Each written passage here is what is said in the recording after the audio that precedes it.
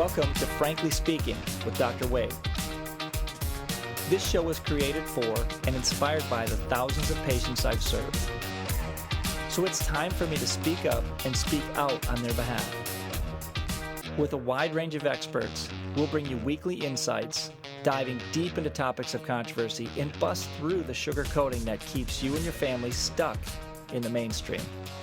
You are finally launching something that you have been wanting to do for so long, which is basically you are going to, in a way, dispense advice, words of wisdom, your thoughts, etc., everything that you have learned with anyone here who's going to be listening. So why now? Why now jump into this huge field of podcast? What made you decide to do this, Dr. Wade?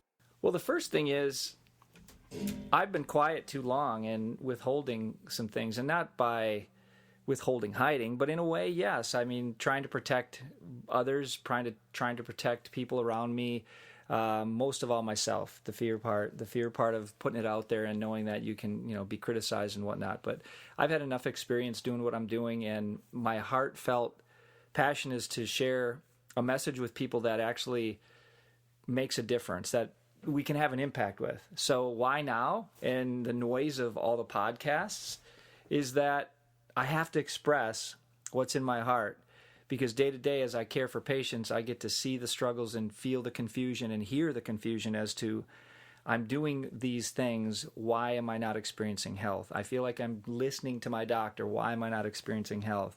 I'm following some advice on the internet, Facebook, social media, a friend's success. Why isn't this working for me? So how do we put the big picture of healthcare together for an individual and make it an individualized experience? And that's just one piece of this. My story was why the name of this podcast. I mean, that's the first thing. Yeah, that's what I wanted to talk about, because it's fantastic. What does it mean? What's the story behind it? So when I was a kid, I came from, first of all, 7 kids, and I'm number 6 of 7. And for some reason, I felt like a black sheep. I felt like I was the oddball in our family. And how many of you in the audience feel that way about your life as well? Yeah, crazy. So we're all feeling like oddballs. But, and I could say maybe the same thing happened for my brothers and sisters where they felt odd about whatever. But personality-wise, I was extroverted when most of my siblings are introverted. And so my mom, one day, she said, and I remember this very succinctly, she said, I should have named you Frank. And she was pretty pissed for something I did, which was well-deserving, I'm sure. And she said, I should have named you Frank. And I'm like, okay, the look on my face, why? And she said, because you just say what's on your mind and you don't consider other people's feelings. And there was a stage, of course, I did. I just called it out like I saw it. I was extroverted. I was a little more explicit than I needed to be. And so she was teaching me, as a great mom would do, is rear me towards, hey, dude, you're getting out of line. So that stung a little bit. It stung a lot, actually, and so much that my behavior did change. I tried to change because I wanted to please my mom. And at that age, I was, 8 to 10, somewhere in there. And so I was influenced by that, and she was influential. Okay. But I know there's more to this. Yeah, so that was the first step. It's like, you should have been named Frank. All right, well, whatever. Move on. Go on with your life. And then in later years, in my professional career, I had a mentor named Frank Savinsky. And some of you listeners know who that was. And he was a very dear friend of mine and mentor that I grew close with over about a 20-year period. So Dr. Frank had a huge influence in my business acumen, my communication acumen, and clinically speaking, developing quality care protocols. And so what I appreciated most about Dr. Frank is not only the professional business acumen and chiropractic that he helped teach and helped influence, but he was living it. He was not afraid to be vulnerable. He loved people. And most importantly, it was about communication. And I think in our world today, if we're just texting, sometimes text messages can come across. You can't tell tone in written word. Beautiful. You can't tell tone. So we misunderstand things. There's misconceptions. You talk to your healthcare provider. You hear like this. Even though something like that might be said, what you take away is your reality. And I think that comes back to us to be better communicators. So I've studied behavior science for the last 18 years, well, since 1999 with Tony Robbins. Oh, okay. Back when we started studying DISC, and I didn't like it then because it was very revealing, and I didn't like who I was projecting.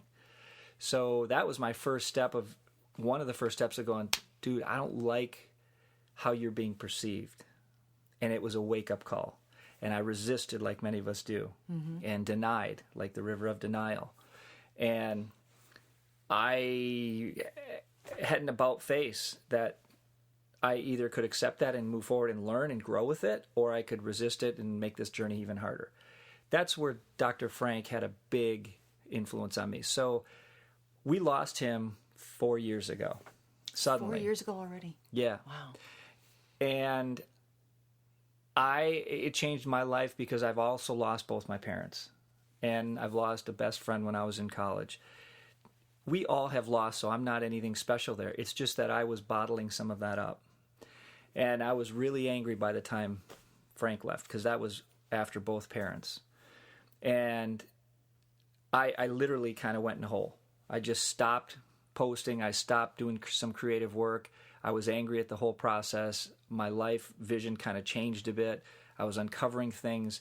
And so, frankly speaking, is about it's not about me. It's about our patients. It's about our community of people that want to be healthy, but can't get information or don't have all the information to actually package it to go, here's how to make this pragmatic. We've got, you should eat this, you shouldn't eat that. You should do this, you shouldn't do that. You should ask your doctor questions, but that's not well received. So you're going to go into a deep dive, so to speak, on certain aspects. So, I mean, I understand, with your practice, you only have so much time that you can, share with every patient. And sometimes that's not enough to have that full conversation so they completely understand what it is you were trying to tell them and give them an opportunity to process and then maybe ask questions back. So here, it's a longer format, so to speak, so we can dive into, okay, why is eating XYZ? Why is that inflaming your gut? Let me explain why. And we don't have to rush through this. Do I have that right? Yep, that's just one facet too, and that's perfect. Well said. It's about discussing the things that there's confusion around, like what is my best diet? I told I was supposed to do the FODMAP diet. I was told I have SIBO. I was told I have IBS, so now I can't do this and I have to do that. Or my doctor says I need to be on this drug. Well, the game of healthcare isn't about getting real answers for your health. The game of healthcare in the system is about generating. It's a machine, and that's the difficult conversation to have when people are looking for direction in their health, but they're guided by the industry that's making those decisions for doctors, that makes the decisions then for the patient under standards of care that are designed by lobbyists through the pharmaceutical companies. So you want to try to bring this back down to, as best as you can, individual personalized care, not a one-size-fits-all. Or, hey, 100 people can fit into this. It's like it's truly tailoring to the person's needs at that time. Yes. Okay, so what kind of topics do you hope to cover? I mean, there's so many that you can talk about, but what are the ones that are boiling inside of you that you really want to make sure that gets out there, at least for the first part of this adventure? Perfect. I don't think people need another ranting box. Like, the goal of, frankly speaking, is not to go off and make somebody wrong. What it is to look at both sides, to bring in experts that understand what the mainstream is not promoting or expressing or sharing. It's that the system's driving you into this direction. So if we open that can, what's it going to sound like? It's going to have to come across in a message that gives the listener a choice or multiple choices. So we want to give people choices about digestion and why, if they're worried about micronutrients like supplements, whether it's vitamin B, vitamin C, vitamin D, all the things, magnesium, or should I be taking calcium? Am I getting too much because I have loss of bone, osteopenia or osteoporosis? We're going to talk about all those things. It's a big picture of health, but how it ties into general, there's a theme, and then there's this premise. And what I still find so fascinating is people don't realize how powerful their body is at healing on its own. And the healthcare system doesn't nurture self-healing, it promotes dependence. And what we want to encourage and what people want more of is, how do I stay independent, get the most for my healthcare dollars, keep my family healthy, not get in confrontational challenges with my doctor, and find doctors that actually work with your philosophy, like your history is fascinating. So I know you don't have all the answers. So No. you're going to be bringing in other experts to share the microphone with you. Yep. Right? And so what are you hoping? What do you vision? What's your vision for that? We'll bring other doctors and experts in, nurses. We'll bring in entrepreneurs, business folks. We'll bring in specialized, let's just say, researchers that understand the two sides with medical research regarding vaccines, immunizations Which overall. is so huge. It's so huge. And I think listeners, like in talking with a patient, or let's just say there's a couple different family styles that come in, some don't want to hear any negativity about it. Some don't want any confrontation. Others are somewhere in between there. They don't want confrontation. They want to know a little bit more about it for their own safety. They've heard some issues about it, but they don't know how to address it, and they don't feel empowered enough to challenge their doctor on it. And then there's others that are way extreme, that are just like ready to go, hey, we're not doing this. And my position is, what's best for this listener? What's best for this family and this one? Because if you're going to drink out of dirty, puddles, your likelihood of sickness goes up, which means maybe you can't invest in healthy foods, healthy lifestyle, healthy environment to minimize the exposure to those things.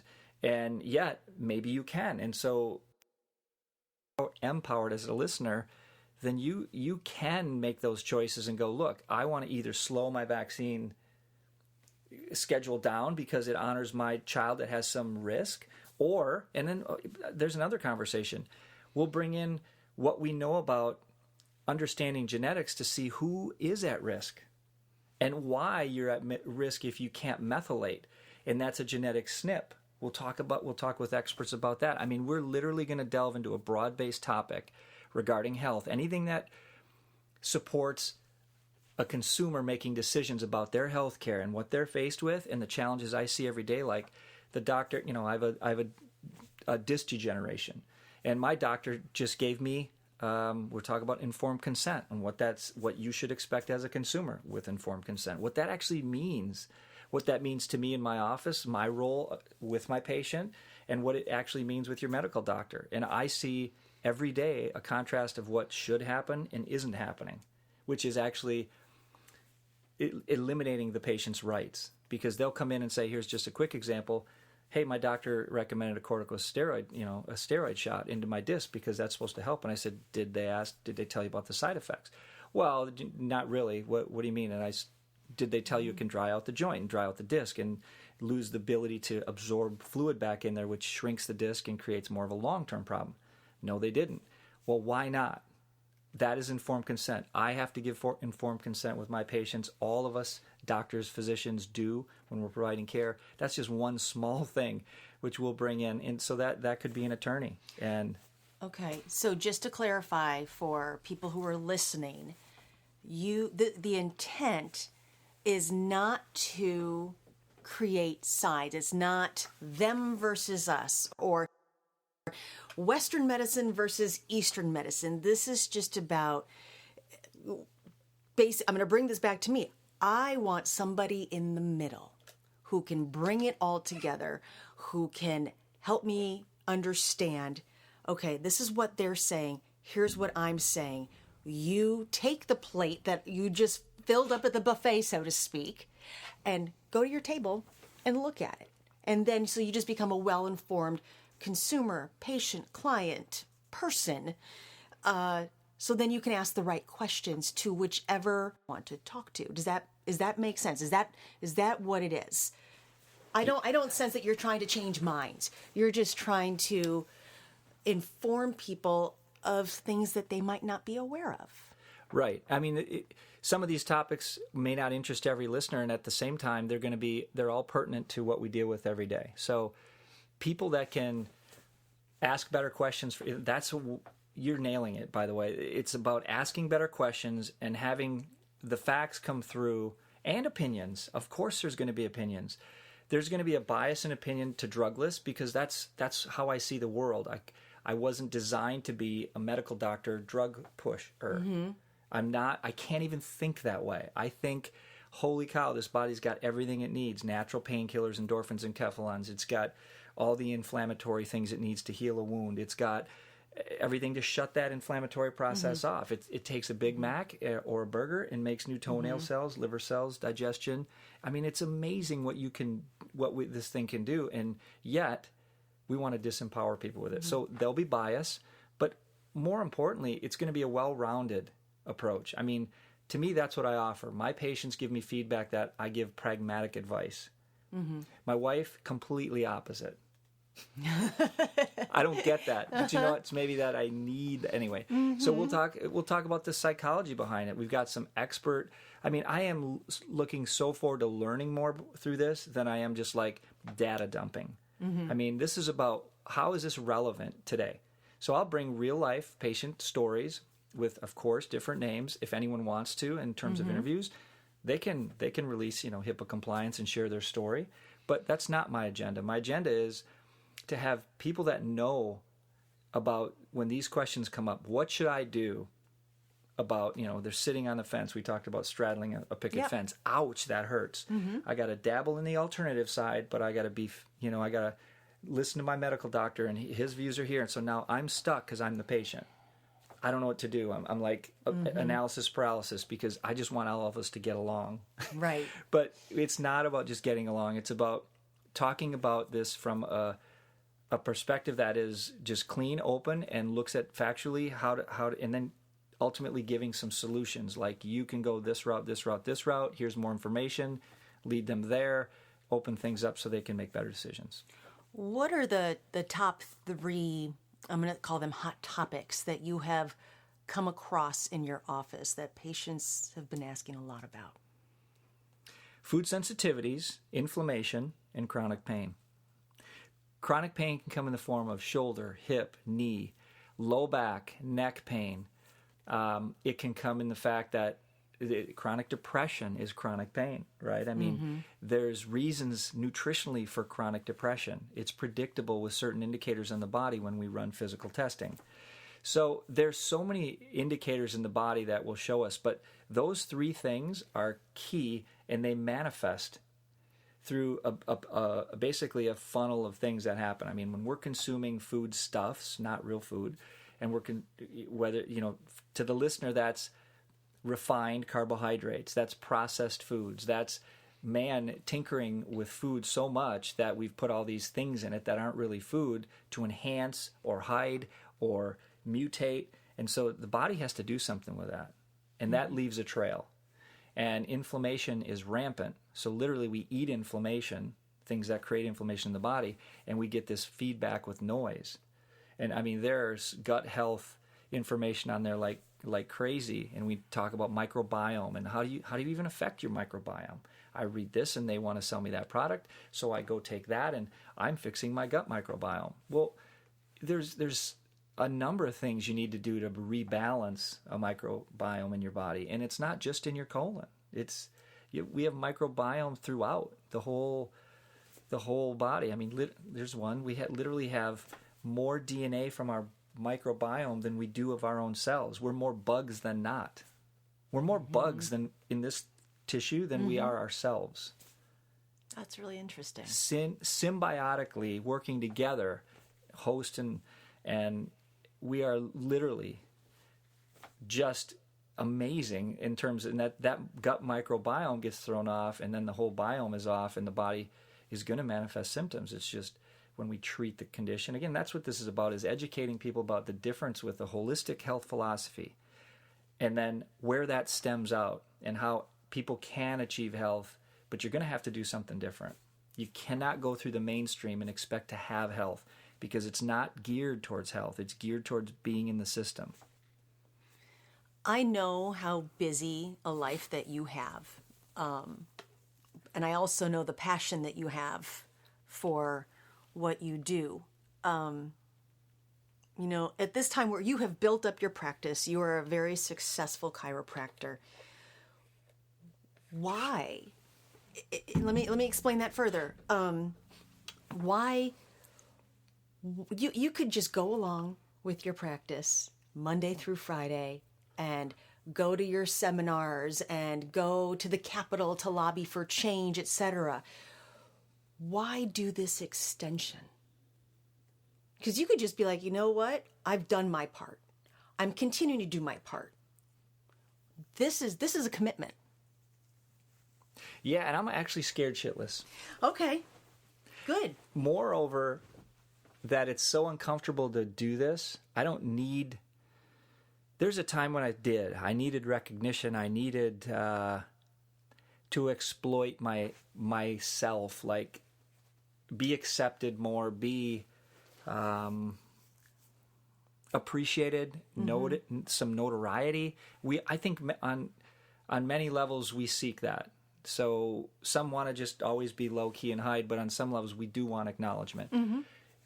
I went into a hole, like I said. I literally shut down and just said, I really don't want to deal with all this other stuff. And when you're serving people all day, and you can relate with this, there's a time where it's your social demand changes because you don't have the energy to go continue just give to everything. And I had my own health issues, and through my family experiencing other health issues that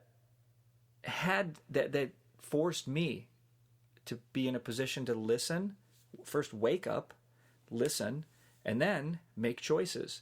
And I'd been making choices, quote unquote, healthfully for years, and you can still create challenges by the imbalance you have in your life.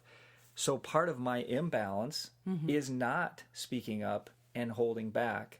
So frankly speaking is a message, first of all, to me to speak. And let the shit fly. Pardon my French. Let the bleep fly. Not negatively. The intention is promote others to make better choices so they can become empowered. So ultimately, in 2 words, I want to impact lives. I can't do it by keeping quiet and griping or not being part of a solution. I'm a solution in my office, but it's bigger than me. So ultimately, frankly speaking, is about you, the listener. It's about you, the mom, to go, you have a voice. Your questions matter, and you need to ask your provider. And if you're not getting your needs met in your health care, then it's high time you do, because you deserve it. You pay top dollar in your premiums, and yet you get a managed care that funnels your care into their cost management, not what's best for you, the patient. So this is about standing up for your own ability to speak. And I'm literally just an example who I'm going to harness experts, professionals, knowledge, and channel it in a way that you can hear a message that's positive, you can do something with it, you can share it with someone else, but moreover, you're going to arm yourself. I'm literally trying to create health warriors that are on fire. And if you're not a health warrior on fire, as a mom, as a dad, as someone who leads your family to health, which are most often women versus men, I don't know how you're going to... I've seen it over and over and over and over. The majority is you cannot be healthy if you're not taking charge of it. That makes sense. That makes sense. So let's get to the nuts and bolts of it. How often are we going to be able to hear your pearls of wisdom here? I intend to have weekly interviews, and I intend to have, at times, several times a week, little hits here and there when they come. But we're gonna kick out great content, and content that's pertinent towards what's real, and then taking that channel, for example, problem, cause, solution. Here's what I saw today in my office. Here's a common theme. If it happens in my office, it's happening everywhere else.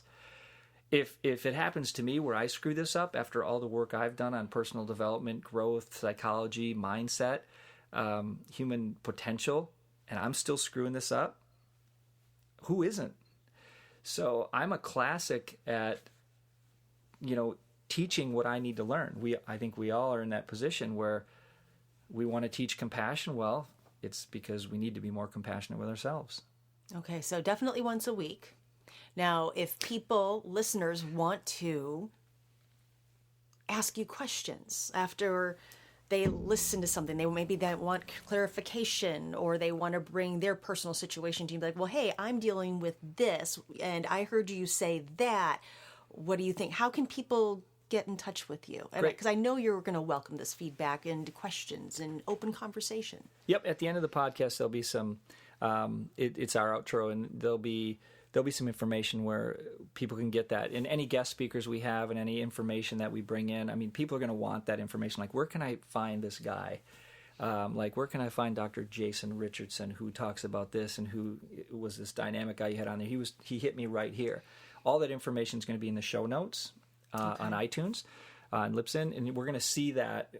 So it'll be available, and then we'll show how people can reach out to me if they want.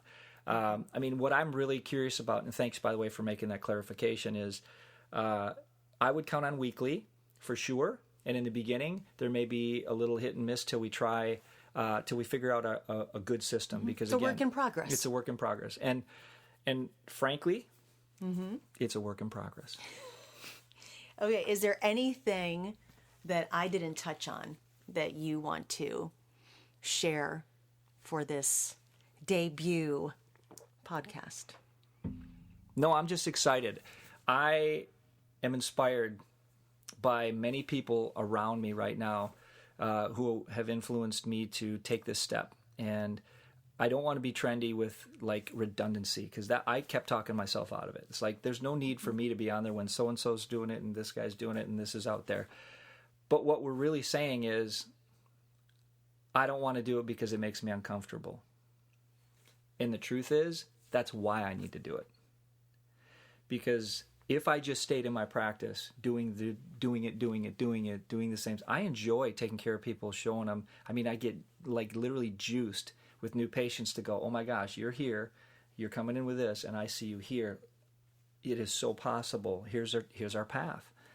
And it's fun and exciting to show them who they really are. But the reality is, I'm so used to doing that I need that change and growth too. And this is pushing me to be better, to find better ways and solutions and systems to help people get where they need to be, because we're still bogged down and burdened, and we still need a clean system that actually works for more individuals. Like you'd said earlier, is how do we make it quality for the individual rather than cookbook and try to put them through the wrong program or the wrong system or the system, period, that is designed for the herd and not an individual. It's why every treatment, it's not like there's one treatment for everything and it always works every time. Otherwise, we wouldn't have these challenges. So that's my last message is get uncomfortable. And I'm going to screw this up. I'm going to screw it up over and over. It's going to be the perfect imperfection. That's how it should be. We're just going to we're going to learn as we go, and it's going to show improvement, and we're going to bring quality content, and I'm open to hearing what listeners want to hear about. Well, I, for one, am looking forward to future podcasts that you will be delivering. And Dr. Wade, thank you for being so frank. Thank you. Our guests are influencers, entrepreneurs, seekers, problem solvers, skeptics, and visionaries, as well as quantum physicists, researchers, and most of all, never satisfied with the status quo. Ask better questions, get better answers. Okay, my fellow speakers up, it's time to head over to iTunes. Frankly speaking, drwade.com. There, you can rate, review, and subscribe, as well as share, so more of our brothers and sisters can grow to realize their voice. Speaking up means you matter, so get after it.